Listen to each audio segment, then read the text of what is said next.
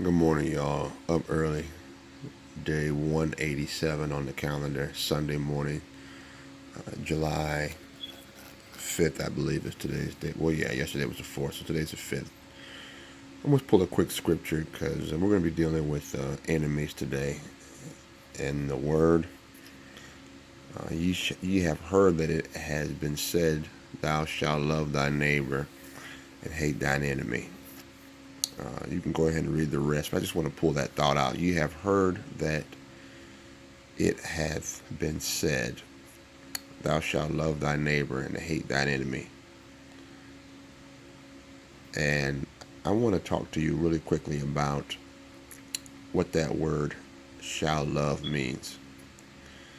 It means that you should love your enemies in a social sense, in a society sense. You should love your enemies from a moral place of truth, meaning, yes, even though people will mistreat you, and they will, and they have, even though people are going to lie on you, and they have, and they will, some are still lying on you. Even people that are willing to take your life, and that's true, is in order for those of us who consider ourselves children of God, people of God, society breaks down when we do not love from a moral place, a place of truth. And that's hard for us to do because oftentimes we want retaliation, oftentimes we want retribution, oftentimes we want recompense. And guess what? All those things you can get,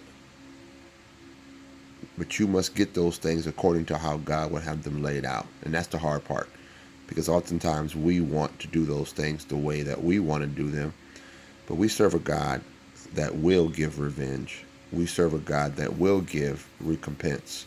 We serve a God that will provide retribution.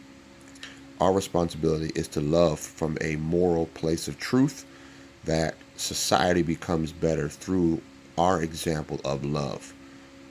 I'm going to say this and I'm going to leave it alone. You can't legislate peace. You can't legislate morality.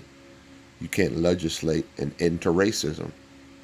All those things must be done from the inside out, aka all those things God must do. He must touch the hearts of those who are racist. He must touch the heart of those who are discriminatory.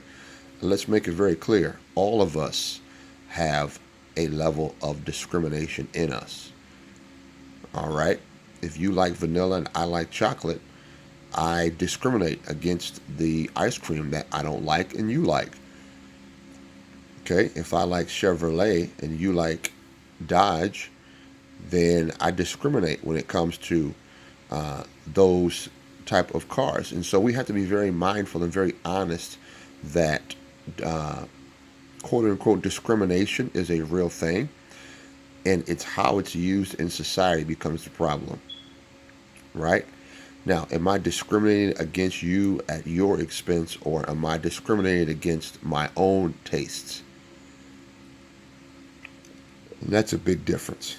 Okay, and we don't want to go out down the rabbit hole of discrimination, racism, uh, and all the other words that people want to use that they don't apply correctly. I just want to talk about this morning enemies. And we have to love from a moral sense. We have to love from a place of truth. We must love from a place of godliness. This is your man Earl, day 187, July 5th. Love your enemies, Matthew chapter 5, verse 43. And actually, if you have any kind of a good Bible, it'll tell you that you are in the middle of the Beatitudes, the Sermon on the Mount. So God bless you. God keep you. Sermon on the Mount, Matthew chapter 5, verse 43. You have heard it. You have heard that it has been said, thou shalt love thy neighbor and hate thine enemy. God bless you. God keep you. Peace.